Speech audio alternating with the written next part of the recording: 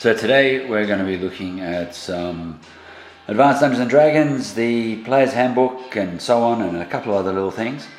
So what I want to pass around is a thought on how do I? So that's basically a question that I get a lot when it comes to this game. And what I'm going to address in this first question is how do I make it balanced? How do I maintain the balance? Sometimes for us, we try to make sure that the players are obviously well challenged, but ultimately the big question is, how do you make the game or the adventure or the encounter balanced in some way? So that's what we're going to be exploring today, and we'll take one step at a time. So our first question that throws back is, when we're talking about balance, are we talking about the overall adventure, a single encounter, or wandering monsters, if at all? Because each of those has different effects on the story as well as what the characters and players are going to do. So what we need to do is just work out a few minor definitions, and then we can try and explore together how balancing is important, and just that little act that we have to do to try and make sure that it all works out in the way that we wish.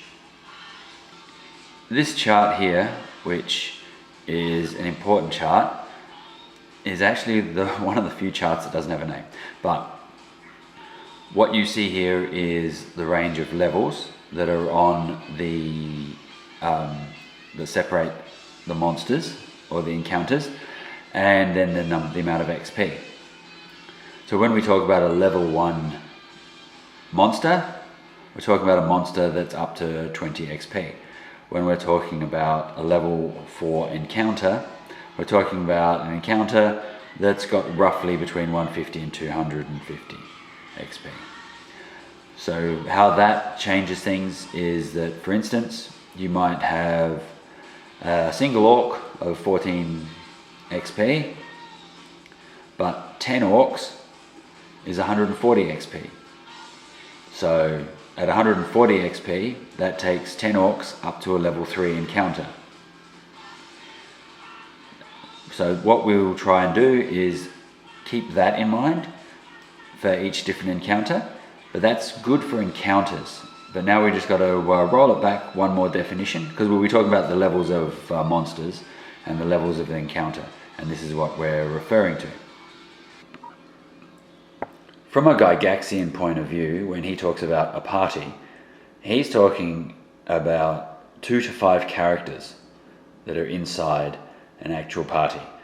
And we get this idea from when he's talking about when the players encounter an NPC party, which on occasion does happen. So that's his idea of an encounter, of what the party consists of. So if we keep that in mind, then we can also work out what we need to do. So there are some adventures that are like the Cult of the Reptile God and U1, Secret of Saltmarsh, which are exceptional level 1 adventures, which contain so many challenges to the players that it can actually be overwhelming. And it's not uncommon for TPKs to occur just because a bunch of first levels go in thinking how to play, and both of those games require a completely different set of skills for the players, which means that if they end up in the wrong end, they could be losing those characters very quickly. But that's alright. That's what experience as a player and as a character is all about, so that we can learn from these things. But in both those cases of U1 and N1, so U1 being Secret of Saltmarsh and N1 being the Cult of the Reptile God, there are a lot of other balancing factors within that allow the players to work what needs to happen. There's a little bit of luck, obviously, and especially in N1, a little bit of luck, but if they explore and they find and they do what they need to do, then they'll have some backup, they'll have some additional characters that they can find, they'll understand what's happening around, and from there they can definitely face the big bad on a lot more even playing field. In U1, while there's a lot of bad guys, they're not overly powered, it's just a sheer number of force and everything else. But again, if the players are careful, then they can definitely make their way through piecemeal and get it all done. In the case of first and second level adventures, hit points are really important because they'll have less than 10 in most cases. So one bad combat and you're looking at a loss of characters with very little healing. So that's part of the whole balancing act of what you need to do, and the players need to be cautious. There's an old story that Gygax was asked about level 1 characters meeting a vampire, and his response was, yes, of course they should be able to meet a vampire. Should they be able to defeat the vampire? No. So from those sorts of cryptic answers, we know that it's okay to come across larger or higher level opponents, just as long as the players understand that it's okay to do a runner when necessary. So sometimes players get in their head that they have to fight and kill absolutely everything, but sometimes they've also got to remember what the missions actually are. So the missions may not be anything like that, they just turn into bloodfest and bludgeoning, and eventually either a TPK or they walk out absolute heroes. So basically, if I know that I'm going to make an adventure where the final battle is going to be at an evil temple with say a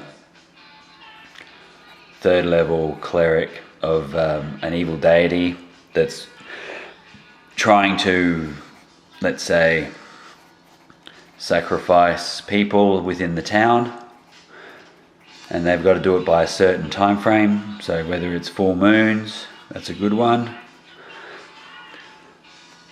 This gives us a deadline, and then they have to find the cleric, they have to find the temple. So once they've done that, so what I'm also thinking is that I'm going to have the cleric, I'll have a bodyguard or two, so maybe a fighter of second level, and then maybe have a thief of first level that's in the town, that's just sort of keeping an eye on everything. And from there we have they discover that they have to find the temple, they have to find the cleric, or they have to bust in at that time, and so on.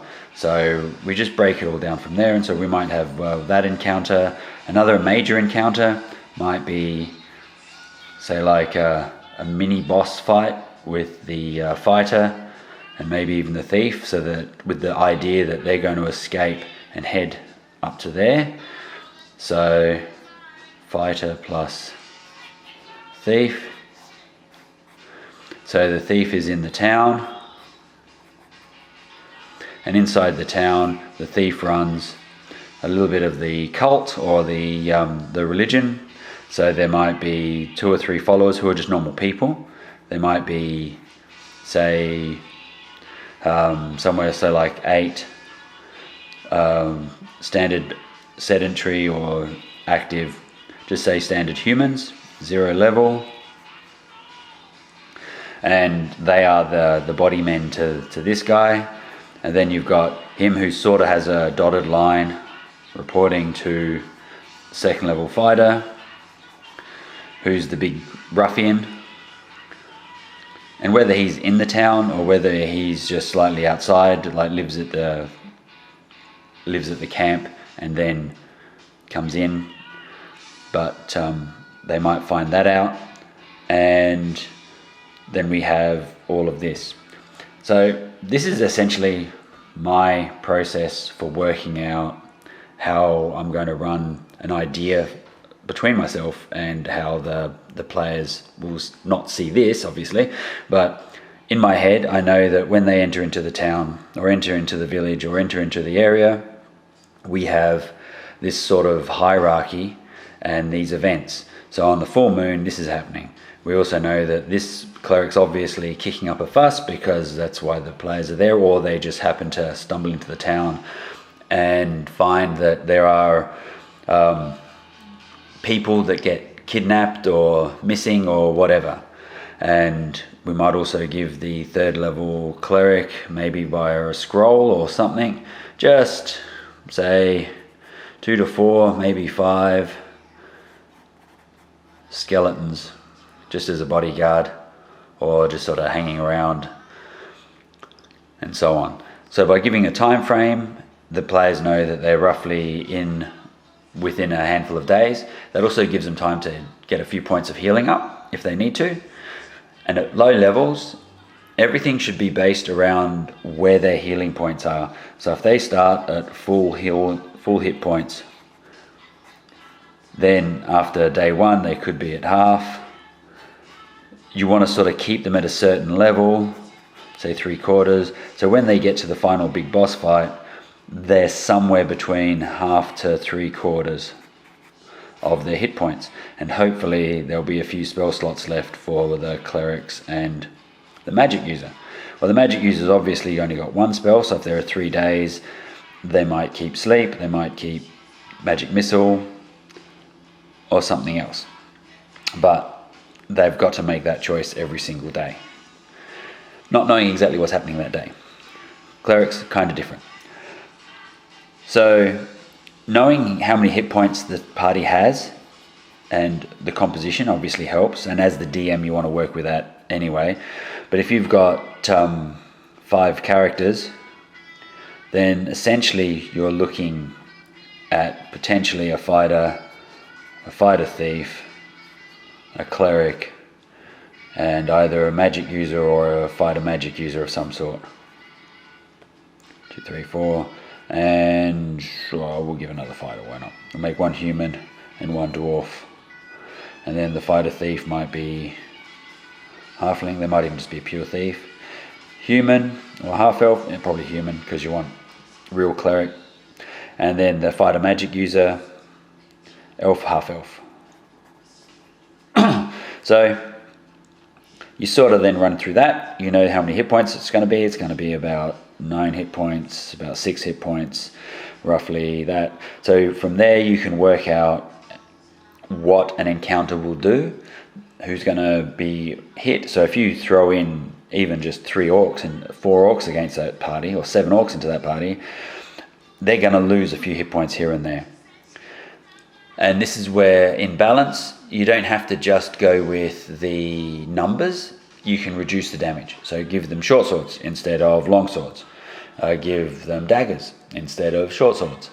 Give each of these humans that are running around out there daggers, because they're not going to be running around with swords. They're just going to have a single weapon of some description, and a dagger is something that's not going to be seen off as weird. And that way when, and the thief's looking after them all and so on. So the thief will be an actual character, it'll have a short sword and so on. The thief and the fighter, being their levels, might have an item of note, may have an item of note. The cleric will definitely have an item of note, but the cleric will also have a few spells. But the cleric's main mission is to do this ritual or to do this for some reason. Whether it's to power up the area, or whether it's just to cause terror or something, or try and summon a critter.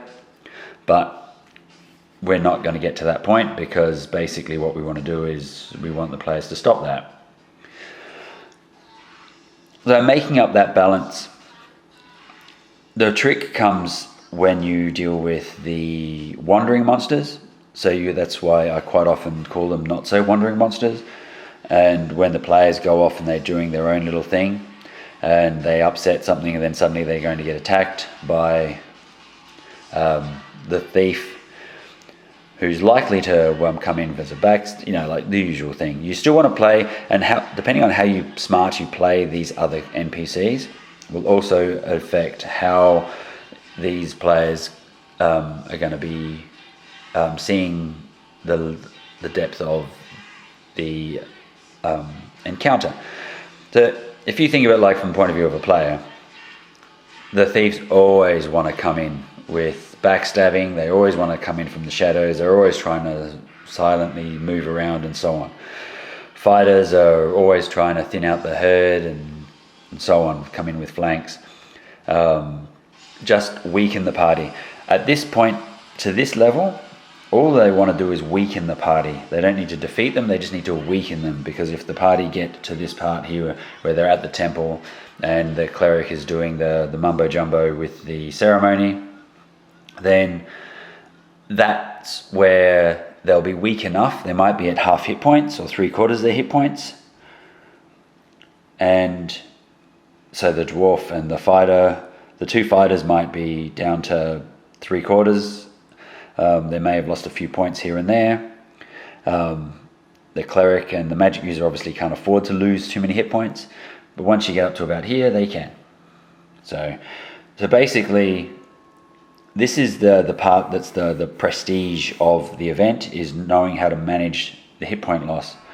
Armor class levels are sorted because we're just going to be stuck with the general chances to hit and so on. Most of these will be in that armor class 5 to 3, except for the magic user maybe, or if it's a fighter magic user, it'll still be in that 5 to 3 category. A bit of dexterity and a few special armor pieces, like with a shield and so on, brings the armor class down capably enough that 0 levels have a hard time. They've only got maybe 20 or 30% chance of actually hitting. But at this level, with the second level fighter and even the cleric, you're looking at maybe 40%-ish or so, So they're okay. So that's where the muscle comes in. So you're relying purely on the randomization of combat, which can go terribly against the players or thoroughly in their favor. So making the adventure balanced means looking at what the characters are going to be able to do, because if you're looking at a 3-day process for this adventure, or a 2-day process, then that's 2 opportunities for some healing by the cleric, depending on how you're handling that, and also the magic user changing their spells, the fighters, how much they're actually going to get back, and so on. If you're going to put items out there, healing potions are generally a good step, and maybe if they're down considerably, one of their friendly neighborhood NPCs that aren't in this cult might have an old potion of healing that's just laying around, or a potion of extra healing just to give everybody 3 shots, just a sort of an heirloom or something that they've had for a while, just to get the players back up to some sort of speed if they're down that low. You got to remember, in first edition, you're only regaining a hit point a day if you're resting. So being less than full hit points is the standard, as opposed to the norm. So is with the norm of having maximum hit points. But in terms of combat, obviously weapons and depends here, and you've got ranged weapons and you've got everything else like that. So if you put everything indoors, put encounters in tricky spots, if this middle encounter happens inside a forest, you've got trees, you've got an encampment that they need to charge into. They've got a plan for that. They've got to clear that out, which will lead to the temple. Yeah, let's make one of these a ranger even. Let's say it's we'll go a human ranger. Rangers are always good, just because they get lots of damage adjustments to nasty beasts. But if you do it right, none of these will actually be, this is all humans or mostly humans, then they don't get those sorts of benefits. But with the, so when we're going from here to there, by the time they get to this part, they're going to be at 3/4 of their health potentially. They have a fight. This guy's job is to do a runner and get back, fall back into the their version of Alamo, and where the cleric is there, and if it's anywhere close to the full moon, so if this is the full moon day, or full moon event, then the cleric's doing that. If they get in early, the cleric's not doing that, and they might even have a couple of sacrifices just chained up, ready to go, and that's what they're there to save, perhaps, or locked down and about to be stabbed through the heart. Your choice. So what you want the players to be at by here is, that's the goal.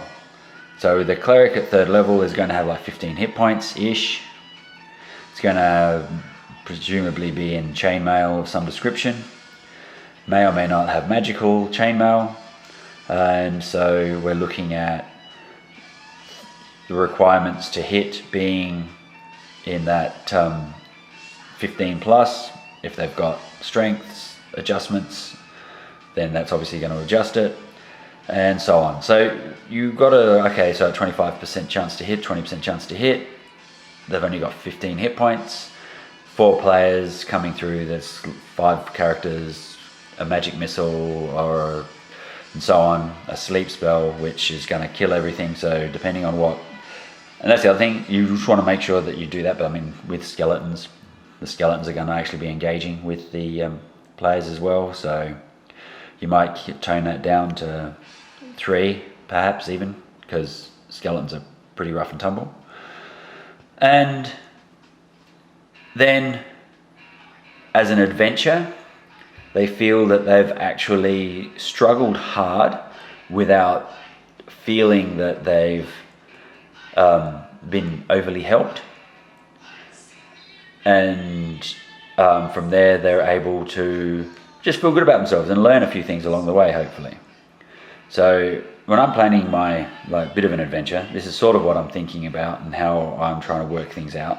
And if I need to fast track, so if I need to skip a day and move over to here, then I can either, if I think that they're losing too hard here, I'll jump straight to there.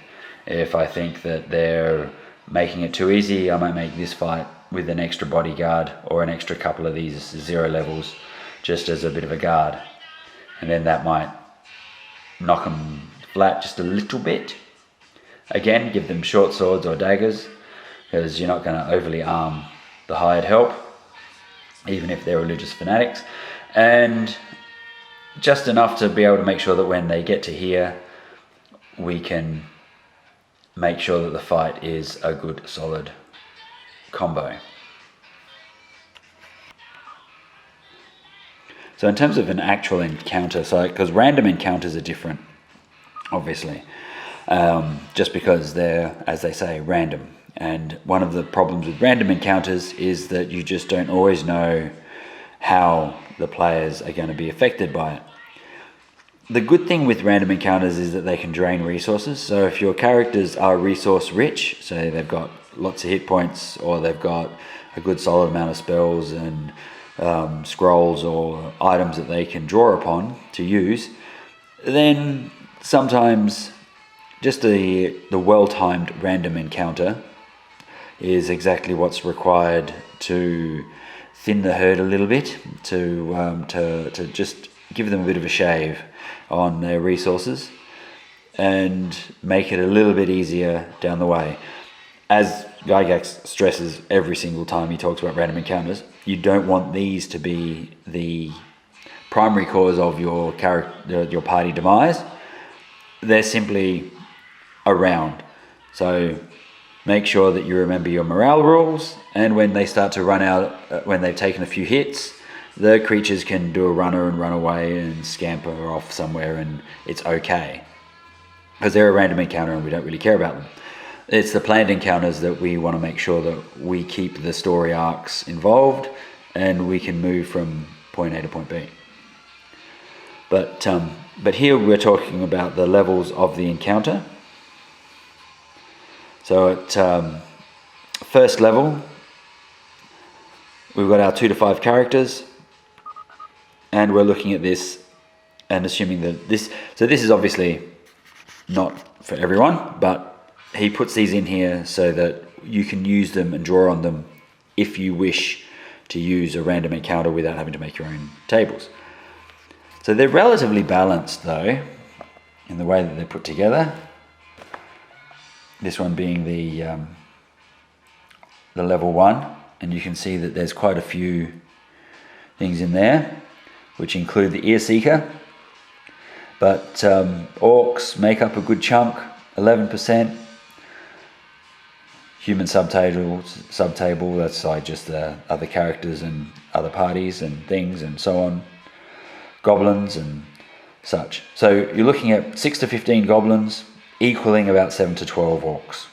That's how you would read that if you were looking at the overall encounters. So goblins are less than 1 hit dice. They're running around with about 3 hit points. Orcs run around with about 4 hit points. And you're looking at, if you've got 2 characters, probably about 7. 2 PCs would be about 6 goblins. So goblins being relatively smaller and a little bit more fragile. Even that's still quite chunky, but again, morale comes into play, and the players just have to knock out a third or so before making the rest run away. As I said, this is a random encounter. It's not meant to be the encounter, so they don't fight to the death. They just happen to be there for whatever reason. And you can turn it into another adventure later as to why there's these random orcs just wandering around near a village. What are they up to? Zombies, skeletons, rock grubs, all the good stuff. All right, so what we look at is, we're over here. We look at this, and we've got ourselves our encounter table, the dungeon random monster level chart matrix, and we can work out what we think the type of encounter is. So you're not going to put a beholder, which is a level 10 monster, against almost anybody that's less than a party of, like 9th levels. And even then, because like a beholder is kick-ass. So even at 16th level, a party of 16th levels, that beholder still gets a lot of respect, as it should do, which is good. So in terms of the numbers that are on here, as we've got it stressed, is that if the characters are of a higher level, then either toward the more maximum end of the number or even beyond that. In some instances it can be double or even triple. So if you've got your party of 6 levels, they might not face 12 orcs, they might face 24 or even more than likely 30. Again, you're looking at the point of view of that the orcs would run after losing X number, and you would think that by that level the party would be able to well and truly hold their own. They will still lose hit points, they will still get hit, they will still have a bit of a drain on their resources, but it won't be at the same percentage as a bunch of first levels. Because when a first level loses the hit points, they're losing 20% of the hit points every time they lose a pip. But at 5th or 6th level, it's considerably less, to almost, what would that be, like a couple of points every 30 hit points. We're talking a low single digit percentage marks. And on the opposite side of that, when you're a lower level character and you're moving up into a different monster level, this gets reduced. So rather than 1 to 3 ogres, it may only be a single ogre if it's against a group of first levels, or 2, but probably just a single one. And yeah, so I mean, with ogres, you're looking at roughly in that 20 hit points, solid armor class. But when they hit hard. So the chances of losing a character become quite high with those sorts of critters. And of course, like lycanthropes, they have special defenses, which is why the first one you encounter is more or less a were-rat, because were-rats are smart and would not want to engage. They may even just engage them as humans rather than as the rats. But anyway, but that's where that works. And then we start to get some of the little baby dragons. But so yeah, these just get adjusted, as you would imagine.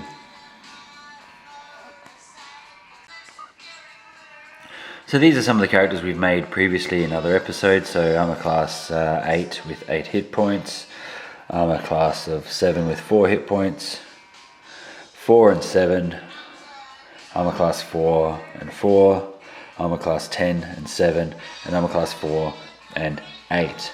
So the dwarven fighter thief and the human fighter being the chunkiest people there. But in terms of front line, it would probably be the half-orc fighter with armor class 4 and 7, and armor class 4 and 8. Secondary fighters being, say, like Bolrimi and Sister Tala, who's the monk. Then you've got the protections for the cleric, being the magic user thief and the cleric. So all up, that works out between the 6 characters, a rough idea of 6 hit points per character. So some are 8, a couple a bit lower. And from there you know that when you're doing an encounter, when the big guys take a couple of points of damage, it really hurts.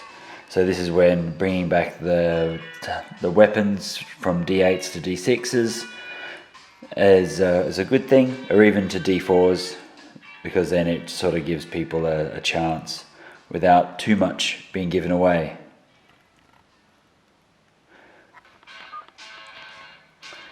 Balancing acts are tough, but I always come back to sort of a basic idea of how I imagine it's going to go, and where I think from a milestone point of view where the players should be roughly at in order to be at the right strength when it comes to the final battle. And then when we have our big things, we're good. And if somebody if the party are finding the combat's too easy, then nothing wrong with a little bit of a random encounter in the middle, especially if on day 2 or night 2, instead of just whatever's going to happen, like a small orcish scouting party or a goblin raiding party or some kobolds or something else that just comes in just to be a bit of a mess of claws and pointy things, to be able to try and just reduce some of the players' resources of what they've got to draw upon. But I like to draw up where I think things are going, and I would use sort of flow charts, or this is very simple, but it's a basic idea, and I can scale it up or down however I want. So even if I don't use it for first levels and the party are going to be 5th or 6th, I can just change a couple of small things, and suddenly I haven't altered the structure or the actual level disproportionately, but I've still give them a nice challenge along the way.